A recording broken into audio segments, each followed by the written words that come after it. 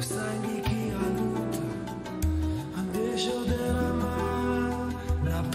qu'il faut en tirer. L'auteur, on va parler de Juliette Boudre, raconte la mort de son fils Joseph à 18 ans. Ce jeune homme meurt d'une overdose de médicaments. Et comme il est devenu addict, le chemin de croix pour l'aider, cette mère le raconte, c'est un véritable combat contre les médicaments, contre cette addiction. Et c'est un livre digne et bouleversant. Et qu'est-ce qu'on découvre exactement dans cet ouvrage ?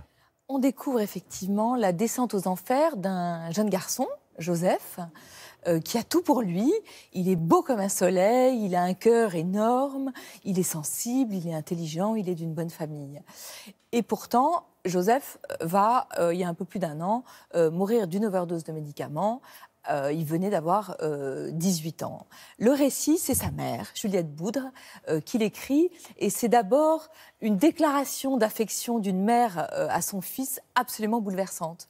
Mais je trouve d'ailleurs aussi que c'est une déclaration d'amour d'un fils à sa mère parce que il lui donne le courage d'écrire ce récit, elle qui avait toujours songé à écrire et puis elle n'avait jamais osé. Donc je trouve que c'est un acte d'amour dans les deux sens. Sublime, le titre est sublime. Maman ne me laisse pas m'endormir. Parce que c'est un témoignage, mais c'est aussi un livre très bien écrit, très digne, sans pathos, parce que les faits sont suffisamment tragiques.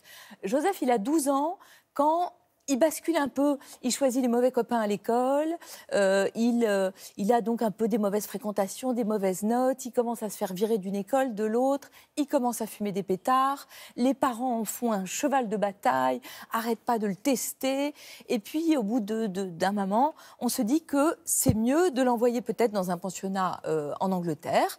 Et avec son accord, Joseph y part.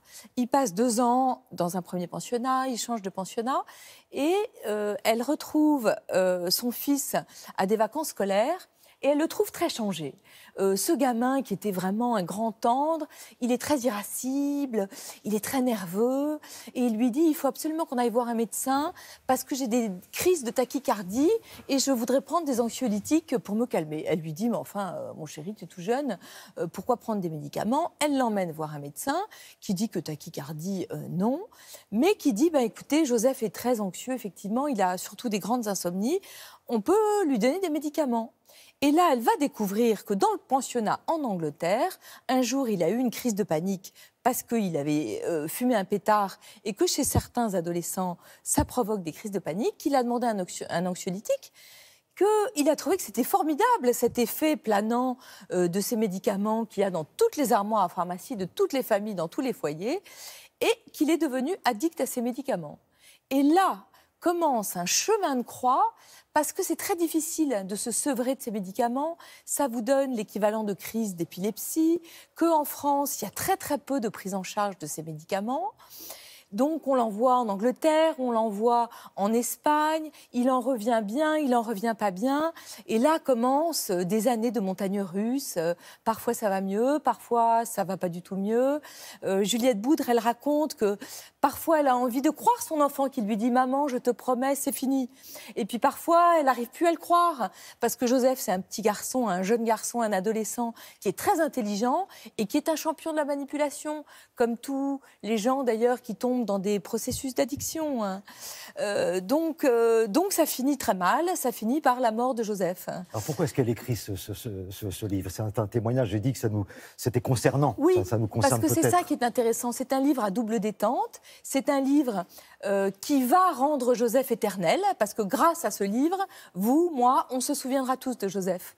Et comme je le disais, c'est vraiment un acte d'amour d'une mère avec son fils. Mais pas seulement. Ce qu'il faut savoir, c'est que ces médicaments de la famille des benzodiazépines, qui sont des psychotropes qu'on appelle familièrement des anxiolytiques, ils tuent chaque année en France plus que les 5 stupéfiants illégaux réunis. Et oui, et ça, moi, je l'ignorais totalement, qu'il y a une explosion, en fait, de ces médicaments qui sont censés soigner pour ce qu'on appelle des fins récréatives par des adolescents. Vous savez, c'est ce qu'on appelle les cocktails. Les gamins, ils prennent ces médicaments, ils font des cocktails avec des sodas, donc c'est très bon à boire.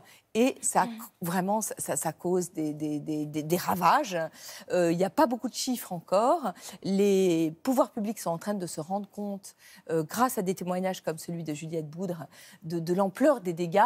Et donc, je me disais que pendant les vacances de la Toussaint, qui sont un moment, on est un peu plus détendu avec ses enfants, eh ben, il faut parler de ça avec ses adolescents. C'est en mémoire de Joseph, et pour que ça ne se reproduise pas. Merci Juliette Boudre et puis merci Olivia de lancer ce cri d'alarme contre ces médicaments qui tuent. Alors un deuxième ouvrage maintenant qui nous emmène à New York.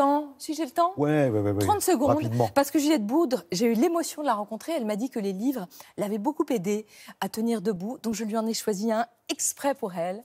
Et puis pour vous, évidemment, ça s'appelle New York Odyssey. C'est un premier roman américain de Christopher Jansma. C'est un roman d'apprentissage, une bande de copains qui débarquent à New York, prête à croquer la vie et à croquer la grosse pomme. Et ils sont artistes, ils veulent devenir les meilleurs du monde. Et puis, ils vont se heurter à la maladie d'une d'entre elles. C'est un roman sublime qui vous parle de la vie, de la mort, des illusions, de New York, de la jeunesse. Je trouve qu'il y a tout dans ce livre. Et quand on le finit, on a l'impression qu'on est encore plus vivant, exactement comme dans le livre de Juliette Boudre. C'est au livre de poche. Merci beaucoup. Et tout ça, c'est sur le site de Télématin si vous avez besoin de renseignements.